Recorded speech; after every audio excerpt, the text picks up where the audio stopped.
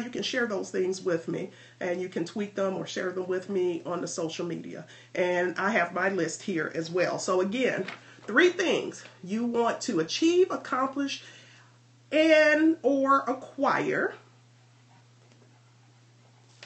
And for most of us, it's not hard to come up with those 3 things.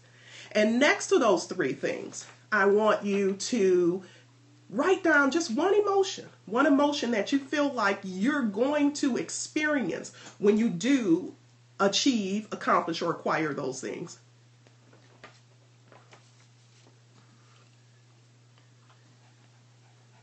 Now, I want you to look at your list if you wrote it down, or I want you to kind of go over your list in your head if you just made a mental note of it.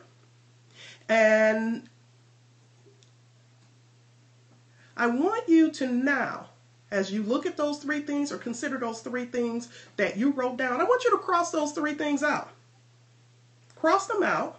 Cross out what you listed. And I want you to circle the 3 feelings that you indicated you'd feel once you achieve those things.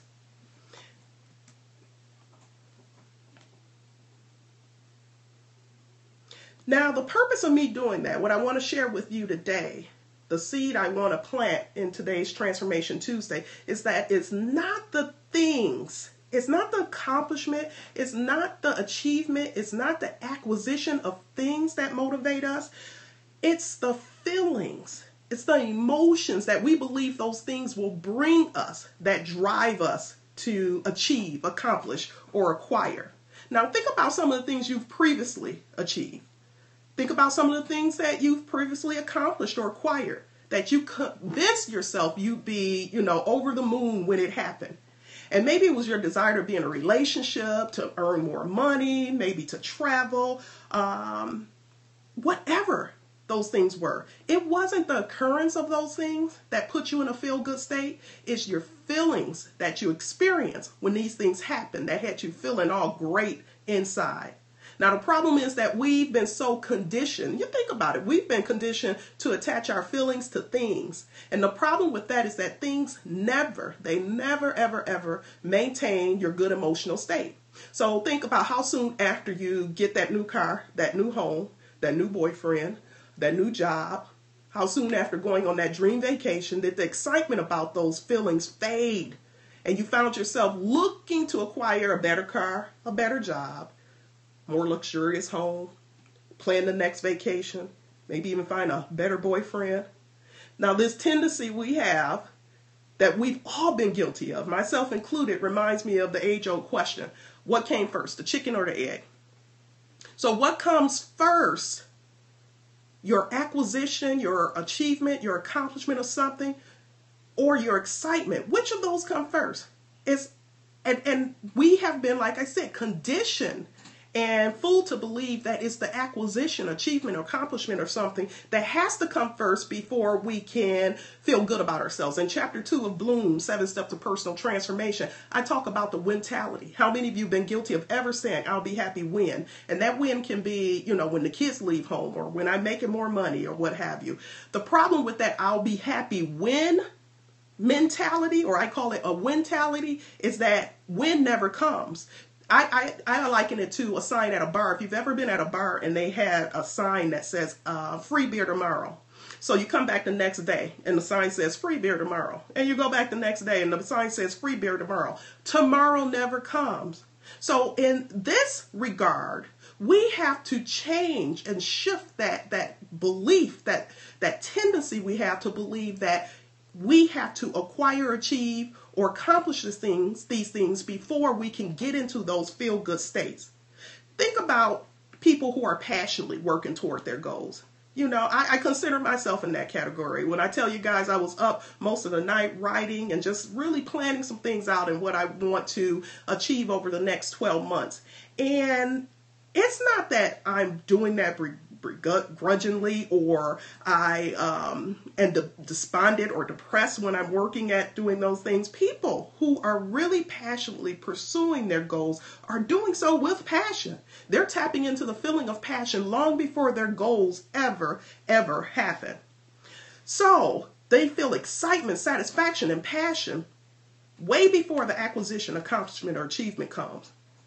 And we can think about those who always feel stuck.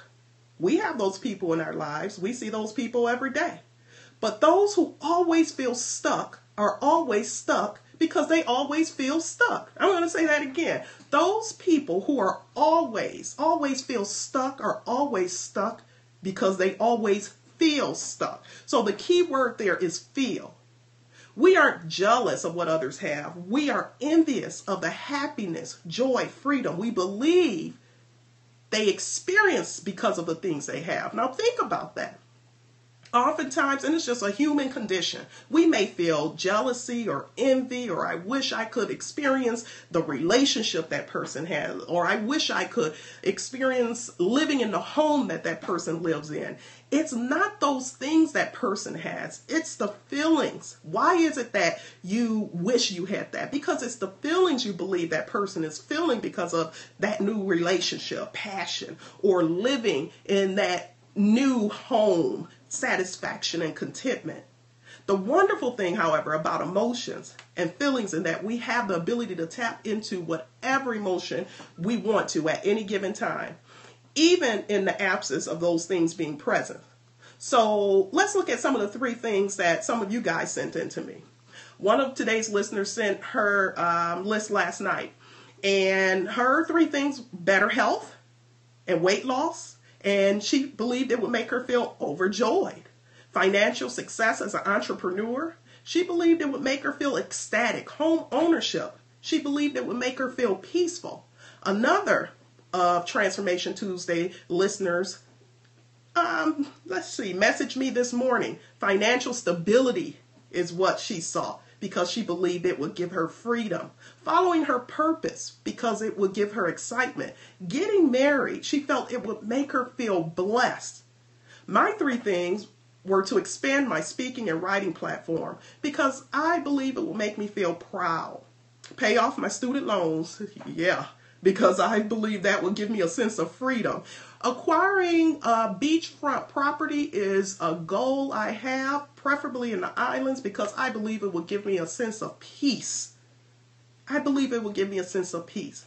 Now, all of these things I talked about, my 3 things and some of your Transformation Tuesday participants' 3 things, again, let's look at all those 3 things, and let's move those 3 things out the way and look at the feelings that we talked about. When I speak of myself, and again, one of the things, expand my freedom, or expand my speaking and writing platform, the belief that will give me freedom. And when I think about that, I get that feeling now when I write on a smaller scale. So I get that feeling now when I'm up late, like I was last night, writing. It made me feel proud. Or when I'm invited to come speak in front of, it could be a crowd of 20 or a crowd of 2,000. There's a feeling of pride that I have with that. So I challenged myself and said, you know what? I don't have to wait until those things happen, because I can feel those emotions now.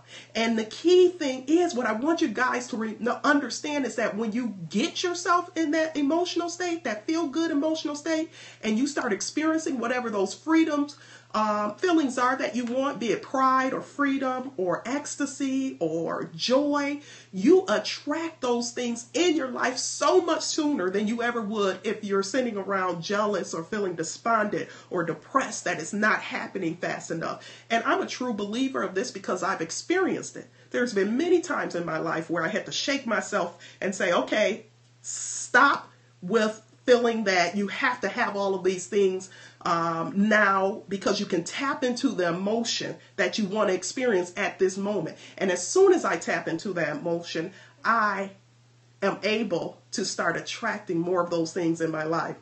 So what gets in the way, again, of us achieving our goals is oftentimes minimizing what we currently have.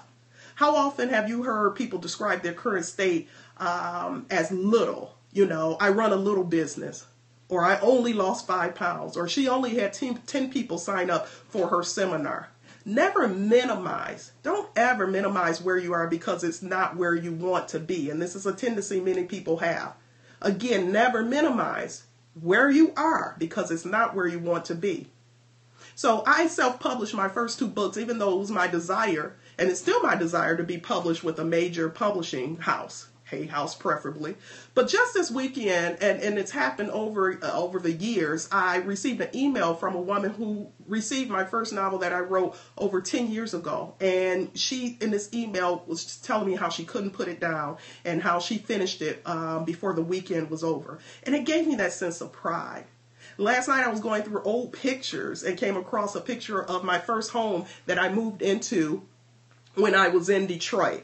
And when I tell you guys, this first home here, it was in the hood, as they would say, and only a few houses left on the street because most of the homes on the street were, they were pretty much not existent. But it didn't matter to me. I made it a home. I had a friend who would tease me because I would get those little decorative flags to put outside. I put me a flag post, the only house in the hood with a flag post. But I was able to feel appreciation for it, even though it wasn't what I ultimately wanted. And sure enough, within a few years, I was able to acquire, something better. And then years later, something even better than that. But the point is, we have to learn to find appreciation in the things we have now, because that feeling and emotion of appreciation will only attract more into our life. And so most people have made negative feelings their default setting, and the universe brings into reality those things that will match that state. So from my book, Bloom, an excerpt from page 92, I want you guys to consider this. One of the biggest errors in modern day education is the lack of attention that's given to emotional intelligence. We are taught the 3 R's of arithmetic, reading, and writing, and our IQ has traditionally been based on our ability to assimilate and apply these fundamentals to life.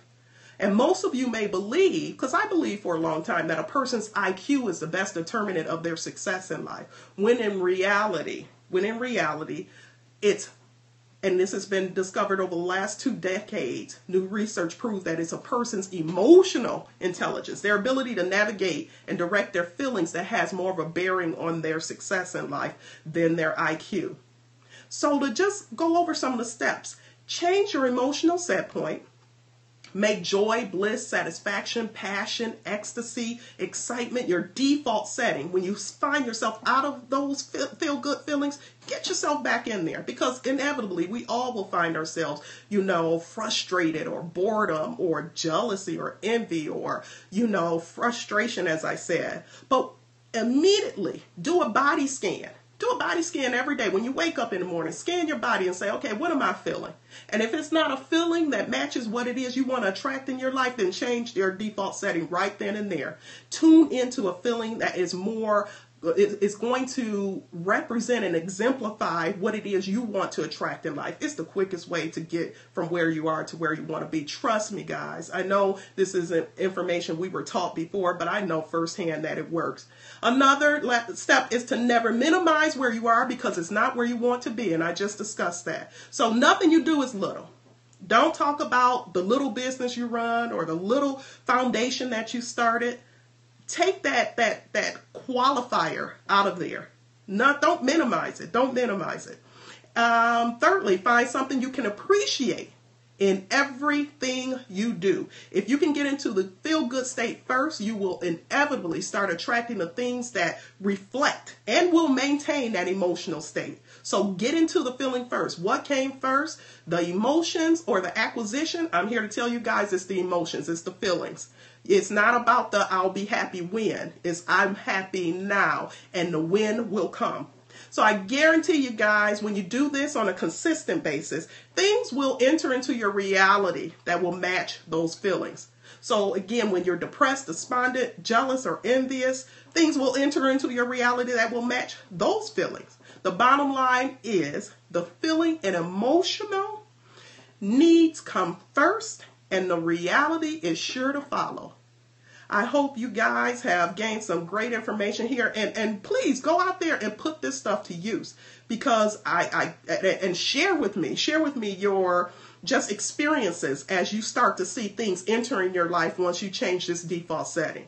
And I guarantee you guys, before you know it, you will be living your life in full bloom. Get out there and have a great day and tap into those feel-good feelings. I'll see you next week.